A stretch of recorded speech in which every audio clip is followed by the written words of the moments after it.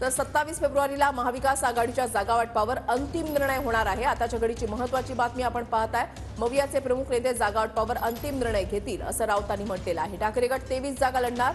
राऊतांनी पुन्हा एकदा हा पुनरुच्चार केलेला आहे। भाजप, शिंदे आणि अजित पवार गँग घेऊन निवडणूक लढतीये असं देखील राऊतांनी म्हटलंय।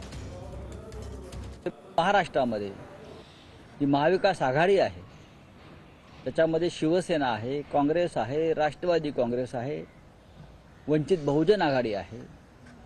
या सगळ्यांमध्ये एकवाक्यता आहे की काही करून भारतीय जनता पक्षाची हुकुमशाही आपल्याला पराभूत करायची आहे आणि आमचं जागा वाटप हे अत्यंत काळजीपूर्वक सुनियोजित पद्धतीने सुरू आहे आणि 27 तारखेला आम्ही भेटतो आहोत। 27 तारखेला दुपारनंतर आम्ही सगळे प्रमुख पक्ष आणि नेते एकत्र येऊन या संदर्भातला अंतिम निर्णय आम्ही घेणार आहोत। महाराष्ट्रामध्ये जी महाविकास आघाडी आहे त्याच्यामध्ये शिवसेना आहे, काँग्रेस आहे, राष्ट्रवादी काँग्रेस आहे, वंचित बहुजन आघाडी आहे।